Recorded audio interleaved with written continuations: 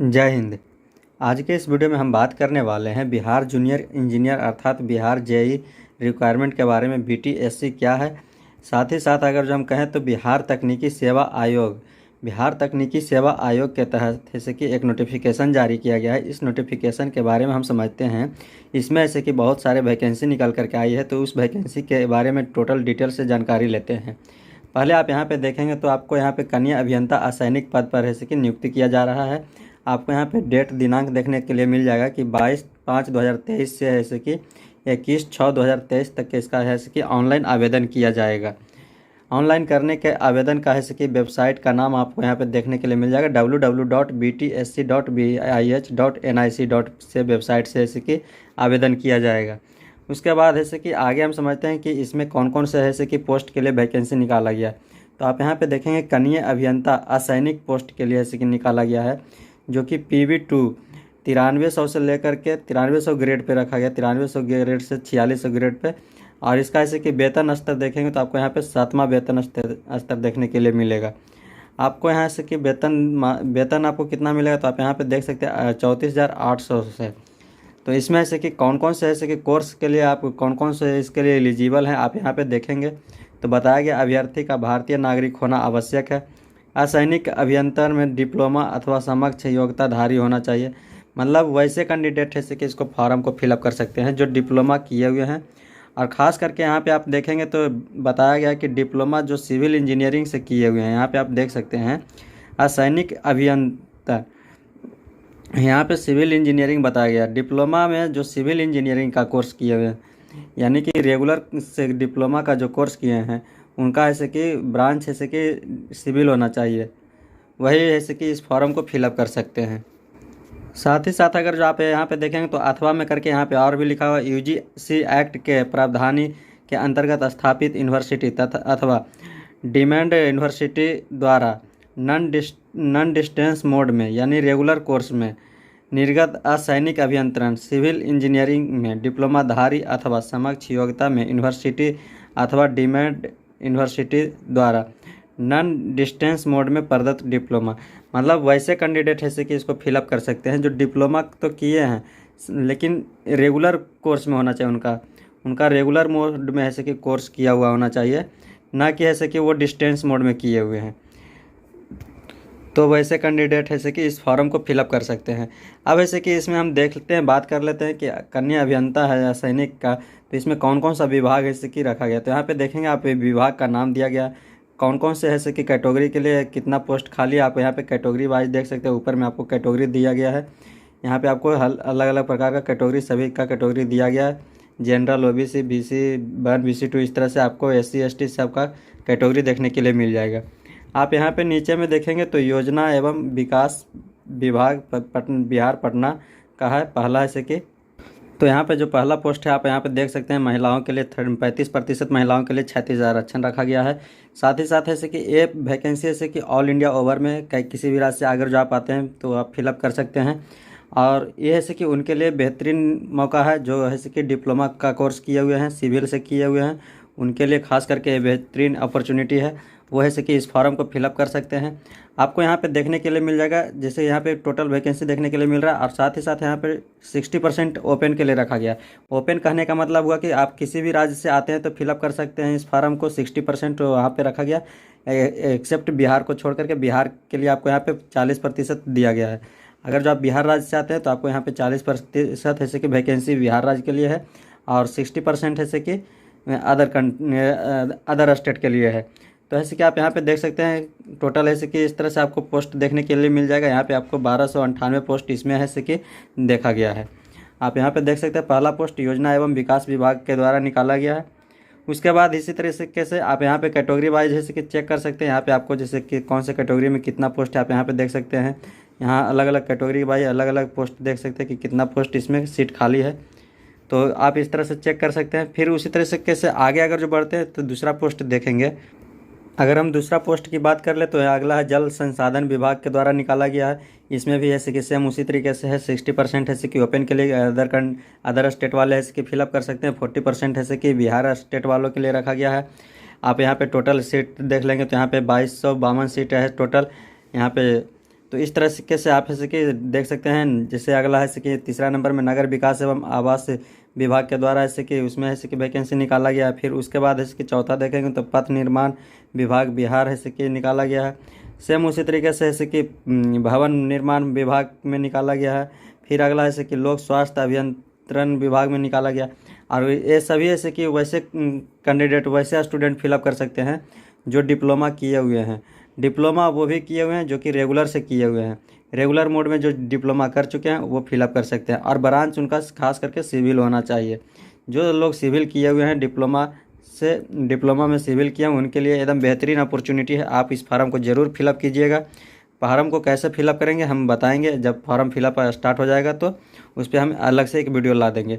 आगे जैसे कि आप देखेंगे तो यहाँ पे ओपन के लिए बताया गया। जैसे यहाँ पे 40% ओपन है तो आप ओपन 60% ओपन है और यहाँ पे 40% बिहार के लिए रखा गया सीट है, तो आप यहाँ पे देख लेंगे। उसके बाद जैसे कि उम्र सीमा की बात करें तो उम्र सीमा है कि यहाँ पे 1/8/2023 तक के जैसे कि न्यूनतम उनका 18 वर्ष हो जाना चाहिए। और अधिकतम उम्र सीमा है कि अनारक्षित यानी जनरल कैटेगरी का रखा गया है मेल वर्ग के लिए 37 वर्ष और अनारक्षित महिला के लिए जैसे कि 40 वर्ष तक के रखा गया है। इसी तरीके से जैसे पिछड़ा एवं अत्यंत पिछड़ा वर्ग पुरुष महिला का देखेंगे तो 40 साल रखा गया है। अनुसूचित जाति और अनुसूचित जनजाति के लिए देखेंगे पुरुष महिला के वर्ग के लिए तो 42 साल का रखा गया है। तो इस तरीके से जैसे कि आप देख लेंगे। उसके बाद आप देखेंगे तो यहाँ पे लिखा हुआ आयोग द्वारा मैट्रिकुलेशन में है कि जो मार्कशीट में 10th का जो मार्कशीट में है कि जन्म तिथि है उसी जन्म तिथि को है कि मान्य मिलेगा। उसी जन्म तिथि के अनुसार है कि आपका है कि एज 18 साल हो जाना चाहिए 1/8/2023 तक के। आप इसे कि जोड़ करके देख लेंगे। आपका अगर जो 18 साल पूरा जाता है 1/8/2023 तक के तो आप इस फार्म को फिलअप करने के लिए सक्षम हैं।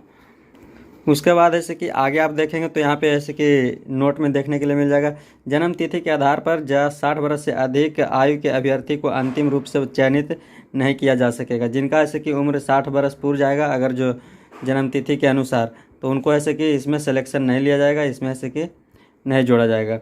अब ऐसे कि उसके बाद ऐसे कि ऑनलाइन आवेदन करने का तिथि ऐसे कि जब आएगा तो उस पर ऐसे कि हम अलग से एक वीडियो बना देंगे। आप वीडियो देख लेंगे कैसे ऑनलाइन फॉर्म को फिलअप करते हैं।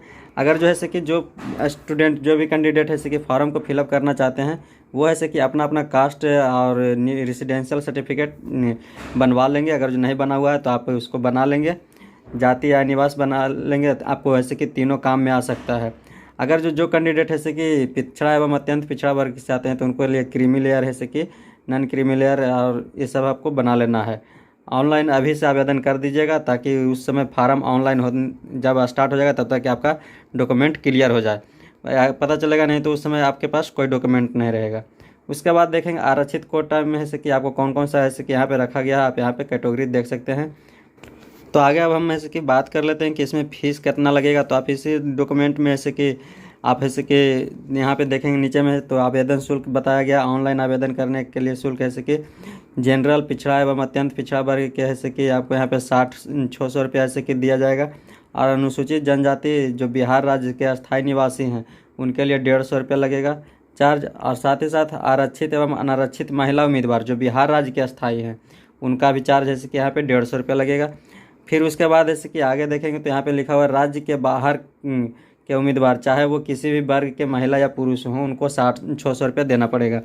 मतलब बिहार राज्य के बाहर के जितने भी ऐसे कि कैंडिडेट हैं उनको ऐसे कि 600 रुपया लगेगा अगर जो वो किसी भी कैटेगरी से बिलोंग करते हैं तो। उसके बाद आगे हम बात कर लेते हैं। तो आगे देखेंगे यहाँ पे तो बताया जा रहा है कि उक्त के आधार पर अभ्यर्थी का चयन निम्न रूप से किया जाएगा। आपको यहाँ से कि प्रथम चरण में से कि लिखित परीक्षा लिया जाएगा। लिखित परीक्षा इसका बहुत आसान होता है, बहुत ईजी परीक्षा लिया जाएगा। आपको यहाँ पे परीक्षा की अवधि 2 घंटे की होगी। कुल प्रश्नों की संख्या 100 होगा, आप यहाँ पे देख सकते हैं। उसके बाद आप देखेंगे कि परीक्षा का संरचना यहाँ पे बताया गया है, उसका स्ट्रक्चर किस तरह के से रहेगा। तो आप यहाँ पे पढ़ के देखेंगे प्रश्न पत्र में कुल 100 प्रश्न होंगे जिसमें से कि 80 प्रश्न कार्य क्षेत्र ज्ञान से रहेगा और 20 प्रश्न है कि सामान्य अध्ययन से पूछे जाएंगे। और प्रश्न है कि आपको हिंदी और अंग्रेजी दोनों भाषा में है कि उपलब्ध होगा। उसके बाद आप देखेंगे यहाँ पे जो 80 जो प्रश्न पूछे जाएंगे उसमें ऐसे कि आप यहाँ पे देखेंगे कि अखिल भारतीय तकनीकी शिक्षा परिषद नई दिल्ली यानी AICTE द्वारा जो है कि डिप्लोमा सिविल इंजीनियरिंग का जो कोर्स करवाया जाता है 3 वर्ष का, वहाँ से जो उसका जो कैरिकुलम रहता है उसके अनुसार है कि आपको जो डिप्लोमा में पढ़ने का चीज़ है जो आप पढ़ाई किए हैं उसी से पूछा जाएगा।